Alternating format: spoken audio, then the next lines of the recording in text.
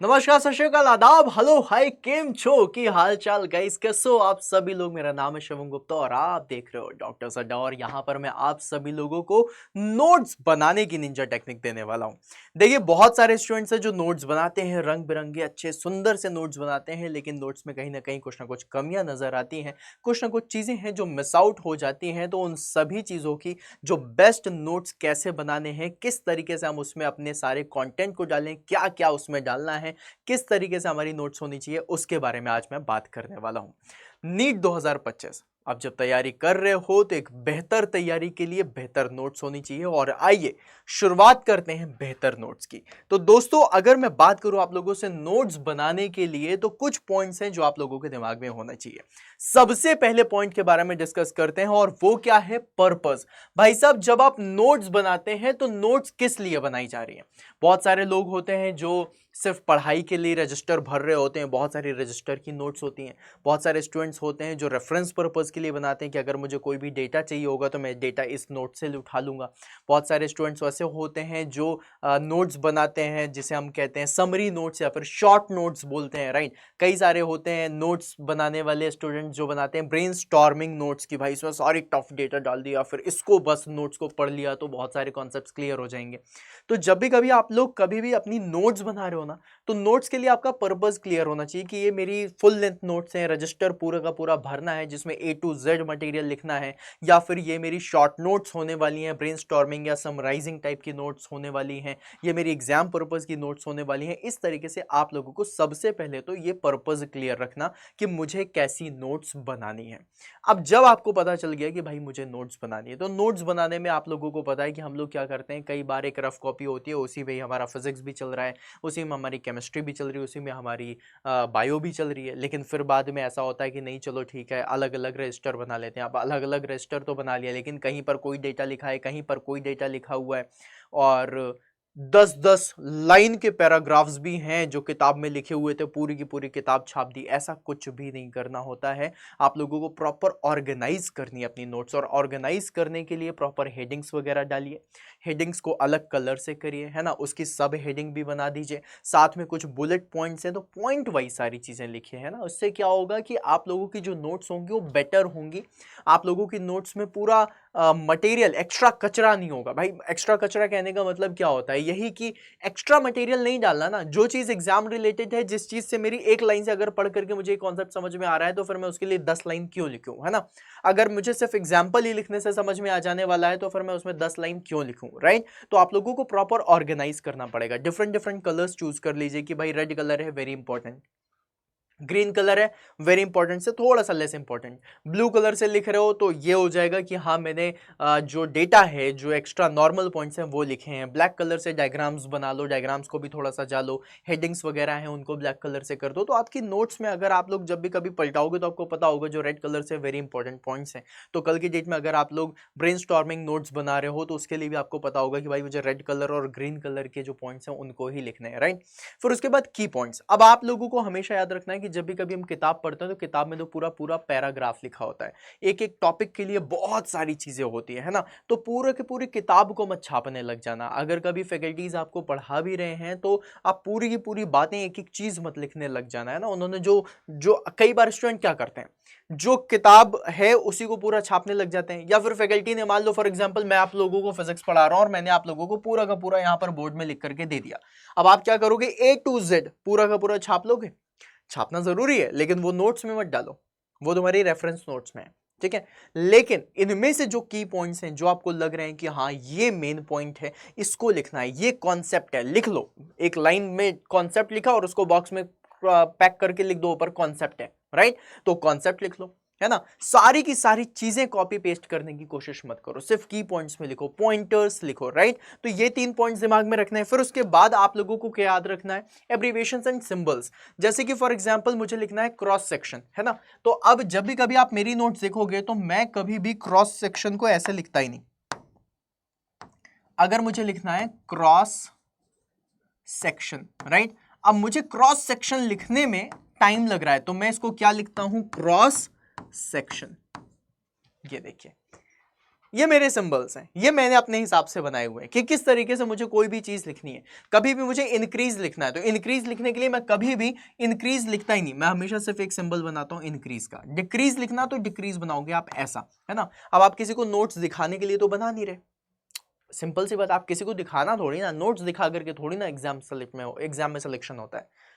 तो ये नोट्स आपको लोगों के लिए हैं, और अगर आप लोगों के लिए हैं तो आप लोगों को आपके सिंबल्स और आपकी चीजें बिल्कुल क्लियरली पता होनी चाहिए, आप क्या लिखने वाले हो, आप किस तरीके से लिखने वाले हो, सो दैट आप लोगों की चीजें बिल्कुल क्लियर रहें, है ना।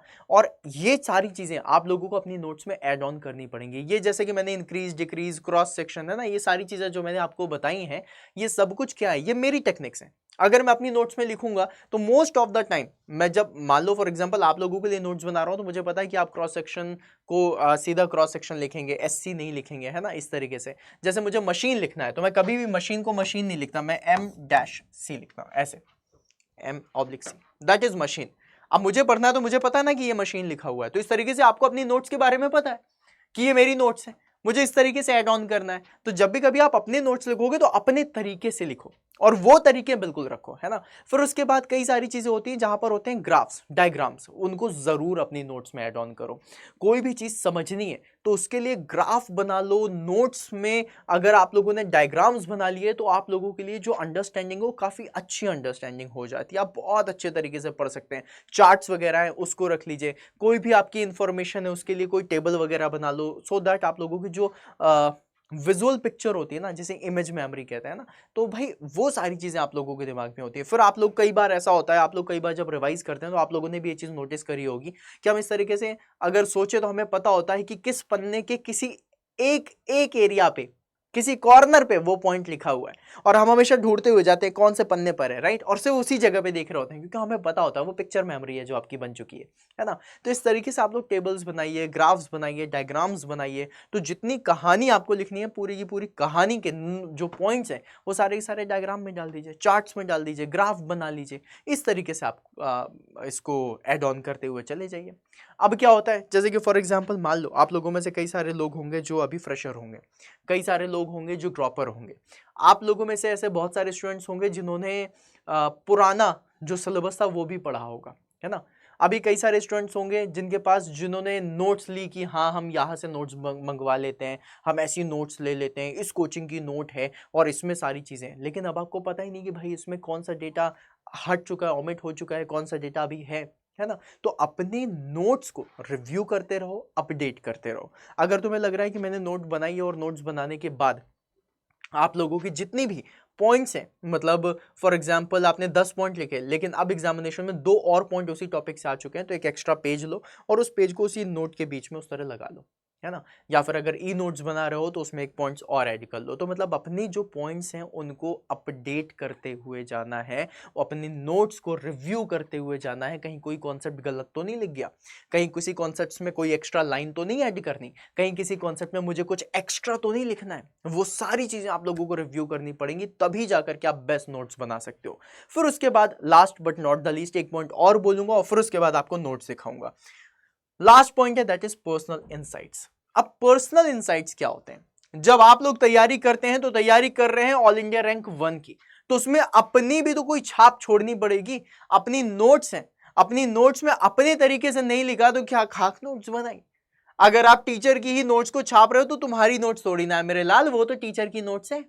अगर तुम किताब से मटेरियल को छाप रहे हो तो तुम्हारा मटेरियल थोड़ी ना है, वो तो किताब का मटेरियल है। तो आपकी नोट्स कैसी होंगी, उन नोट्स में आपको अपने पॉइंट्स ऐड करने पड़ेंगे, आप लोगों को सारी चीजें सीखनी पड़ेंगी और सब कुछ बहुत बढ़िया तरीके से अपने तरीके से लिखो, है ना। जितने कलर का यूज करना उतने कलर का यूज कर लीजिए, एक दो हाइलाइटर भी खरीद लीजिए, थोड़ा सा डिफरेंट हो जाता है, बिल्कुल रंग चुंग दो, कोई दिक्कत नहीं है। अच्छी राइटिंग आ रही है, खराब राइटिंग आ रही है, कोई फर्क नहीं पड़ता। बस तुम्हारी नोट्स ऐसी होनी चाहिए जिसको बार बार पढ़ने का मन करे। तुम्हारी नोट्स ऐसी होनी चाहिए कि तुम्हारा मन भी ना हो तो भी तुम्हारा खोलने का मन करे कि यार इतनी सुंदर नोट्स लिखी हैं, लाओ खोल तो ले, है ना। किताब खोल लो, कॉपी खोल लो, सब कुछ। तो नोट्स अपनी बहुत सुंदर तरीके से बनाओ, जरूरी नहीं है सुंदर राइटिंग हो, नोट्स में अच्छे पॉइंट्स होने चाहिए, इंपॉर्टेंट पॉइंट्स होने चाहिए। पीवाईक्यूज में जो इंपॉर्टेंट पॉइंट्स हैं वो आपको नोट्स में जानने हैं, ठीक है।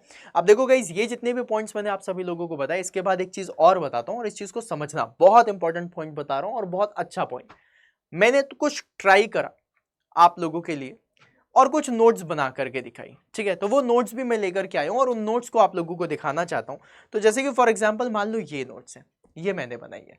अब इसमें से जो रेड कलर से जो मैंने लिखा हुआ है ना, ये रेड कलर का वेरी इंपॉर्टेंट पॉइंट, जितना ज्यादा से ज्यादा इंपॉर्टेंट हो सकता है उतना इंपॉर्टेंट पॉइंट मैंने इसमें ऐड करने की कोशिश करी है। अभी थोड़ा सा क्लैरिटी नहीं होगी, ऑल्दो मैंने स्कैन करके ही डाला है, लेकिन अगर क्लैरिटी नहीं दिख रही है तो एक बार चेक करना, आप लोगों को दिख जाएगी, right.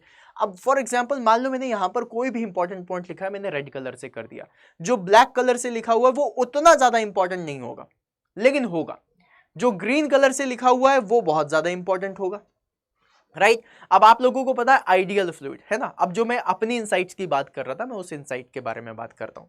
Ideal fluid, fluid mechanics में एक आइडियल फ्लूइड होता है। आइडियल फ्लूइड की 3 प्रॉपर्टीज होती हैं, आप सभी लोगों को पता होगा कि जो इसकी पहली प्रॉपर्टी है वो ये कहती है कि जो आप लोगों का फ्लूइड है उसमें विस्कोसिटी 0 होनी चाहिए। दूसरी प्रॉपर्टी कहती है कि ये कंप्रेसिबल नहीं होना चाहिए, और तीसरा जो पॉइंट है वो ये है कि इसका सरफेस टेंशन 0 होना चाहिए। तो उस पॉइंट को हम लोग क्या बोलते हैं, उस फ्लूइड को हम लोग क्या बोलते हैं, आइडियल फ्लूइड बोलते हैं। मतलब आइडियल फ्लूइड में 0 viscosity, 0 surface tension and incompressible fluid होना चाहिए, वही फ्लूइड आपका आइडियल फ्लूइड कहलाएगा। क्या दुनिया जहां में ऐसा कोई फ्लूइड अवेलेबल है? नहीं है, ऐसा हो ही नहीं सकता। हम कंसीडर कर लेते हैं water as an ideal fluid, लेकिन ऐसा पॉसिबल है ही नहीं। तो भाई जो चीज पॉसिबल नहीं है लेकिन है, होती है, ऐसा अगर हम मान रहे हैं तो इसी तरीके से तो भगवान भी होते हैं, है ना। तो भगवान भी तो इसी तरीके से बोले जाते हैं कि भगवान है। क्या कोई मिला भगवान से? अब ये मत कहना मम्मी पापा ही हमारे भगवान है, वो तो हैं, है ना। इन जनरल बोल रहा हूं, हनुमान जी से मिले हो, राम जी से मिले हो, नहीं मिले ना, लेकिन है तो मानते हो ना उनकी सारी अच्छी चीजों के बारे में। तो इसी तरीके से आइडियल फ्लूइड हम कंसीडर कर रहे हैं कि वाटर आइडियल फ्लूइड है, लेकिन वाटर आइडियल थोड़ी ना है, वो तो एक्चुअली में रियल फ्लूइड है, न्यूटोनियन फ्लूइड है, राइट। तो हम जब बात करते हैं आइडियल फ्लूइड की, तो आइडियल फ्लूइड जब मुझे अपने तरीके से इंसाइट लेकर ही जाना, तो मैं कैसे समझू आइडियल फ्लूइड को, तो मैं आइडियल फ्लूइड को एक और नाम से जानता हूं, और वो फ्लूइड का नाम मैंने यहां पर लिखा हुआ है भगवान जी फ्लूइड। अगर आप लोगों को थोड़ा बहुत जूम करना और अगर दिख जाए, देखो यहाँ पे लिखा हुआ है भगवान जी फ्लूइड या फिर गॉड फ्लूइड। अब ये किसी किताब में थोड़ी ना लिखा रहता है। भगवान जी फ्लूइड कहाँ लिखा होता है किसी किताब में? गॉड फ्लूइड कहीं लिखा हुआ है? नहीं। लेकिन मैं इसे बोलता हूँ, ये मेरी इंसाइट है, ये मेरी समझने का तरीका है। मैं इस तरीके से फील करता हूँ कि आइडियल फ्लूइड भगवान जी फ्लूइड है। भाई होते नहीं लेकिन है ना। आप समझ रहे हो कहने का मतलब क्या है? जिसमें कोई फ्लॉ नहीं है वो आइडियल है। भगवान जी बोला जाता है, इनमें क्या फ्लॉ है? अगर फ्लॉ होता तो क्या तुम उनकी पूजा करते? नहीं, राइट। तो ये चीजें जब हम सीखते हैं तो हमें मजा आता है यार, हम फिर अपनी इनसाइट्स डाल करके इंपॉर्टेंट चीजें देख रहे होते हैं, है ना। अब देखो गाइस, यहाँ पर जैसे फॉर एग्जांपल मैंने लिख दिया यहाँ पर रेड कलर से, इसका मतलब क्या है? ये बहुत इंपॉर्टेंट है। ये जो ग्रीन कलर से मैंने यहाँ पर लिखा हुआ है, ये क्या है? काफी इंपॉर्टेंट है। रेड से कम है लेकिन है, काफी इंपॉर्टेंट है। जो ब्लू कलर से लिखा हुआ है, ये मैंने एनालिसिस लिखी हुई है ना। अब एनालिसिस में मैंने डेंसिटी की काफी सारी डेफिनेशंस लिख दी है, ठीक है। अगर जूम करोगे तो तुम्हें दिख जाएगा। अब ये मेरी एनालिसिस है, ये मेरी इनसाइट है कि मैं फ्लूइड में जो डेंसिटी है, मास पर यूनिट वॉल्यूम जैसे हम बोलते हैं, उसको मैं और क्या क्या तरीके से बोल सकता हूं, ये मैंने ऐड कर दिया, राइट। तो इस तरीके से अगर आप कभी नोट्स बनाते हो तो ये नोट्स आप लोगों की बेस्ट नोट्स होती हैं, और ये सारी नोट्स मैं आप सभी लोगों को बता दूं कि इजीली नहीं बनाई जा सकती जब तक वो जो पॉइंट्स मैंने बताए हैं वो पॉइंट्स आपकी नोट्स में ना हो। अब जितने पॉइंट्स मैंने आप सभी लोगों को बनाए वो सारे के सारे पॉइंट्स आप लोगों को दिखाई देंगे। क्या कोई पैराग्राफ दिख रहा है? नहीं दिख रहा। मैंने बोला था डायग्राम बनाने के लिए, क्या मैंने डायग्राम बनाया है? जी हाँ जी सर। क्या डायग्राम बना है? बिल्कुल बना है। क्या मैंने पॉइंटर्स के बारे में बात करी थी? मैंने सारे के सारे पॉइंटर्स फॉर्म में लिखे हुए हैं, कोई भी पैराग्राफ आप लोगों को देखने के लिए नहीं मिलेगा। जो मैंने आप लोगों से बोला कि कलर्स का यूज करके आप लोग नोट्स बनाइए, क्या इसमें कलर्स दिख रहे हैं? बिल्कुल दिख रहे हैं। क्या मैं इंपॉर्टेंट पॉइंट्स अगर कभी शॉर्ट नोट्स बनाना चाहूँ और इंपॉर्टेंट पॉइंट्स लिखना चाहूँ तो मुझे पता है इस पेज में this this this this this and this, ये जो रेड पॉइंट से दिख रहा है, this is a very important point, और ये मुझे तुरंत ही दिख गया, राइट। तो क्या मुझे और कुछ देखने की जरूरत पड़ी? नहीं पड़ी। मुझे जो भी चीजें लिखनी थी, अब यहां पर जो मैंने ये जो वैल्यू लिखी हुई है, अब इस वैल्यू को तुम चाहो तो इसको पूरी लाइन में लिख सकते हो, that it is defined as this this this this this. मैंने क्या किया? सिर्फ टर्म्स लिखे और उसी टर्म्स को ही समझा दिया, right.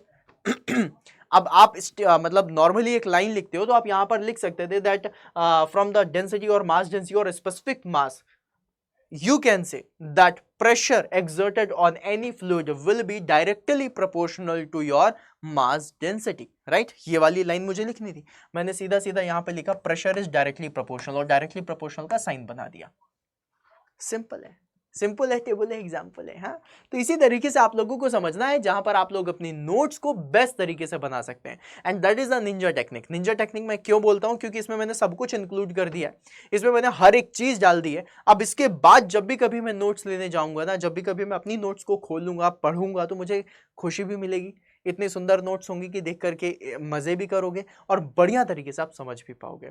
So this was all about the notes. अगर आप लोग नोट्स ऐसी बनाते हैं, अगर आप लोग इस तरीके की नोट मेकिंग करते हैं, तो मैं आप सभी लोगों को बता दूं कि आप लोगों का सिलेक्शन लेना और भी ज़्यादा इजी हो जाएगा। आप लोगों के लिए ब्रेनस्टॉर्मिंग नोट्स बनाना या फिर समराइजिंग नोट्स बनाना या फिर शॉर्ट नोट्स जिसे बोलते हो, वो सब भी आगे के टाइम में बहुत ईजी हो जाएगा। आप लोगों का नोट्स खोलने का मन करेगा और बढ़िया तरीके से पढ़ सकते हो।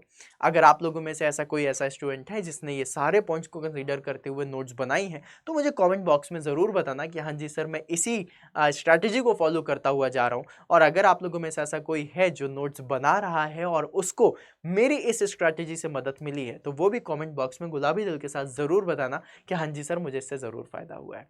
तो इसी तरीके के इंटरेस्टिंग वीडियोज़ मैं आप लोगों के सामने लेकर के आता रहूँगा। चैनल को सब्सक्राइब कर लीजिएगा। मेरा नाम है शिवम गुप्ता और मैं आप लोगों को फिजिक्स पढ़ाऊँगा बढ़िया तरीके से, मज़ा आएगा। और इसी तरीके से हम लोग आगे की जर्नी शुरू रखेंगे। तो मिलते हैं फिर अपन नेक्स्ट सेशन में, तब तक के लिए बाय बाय।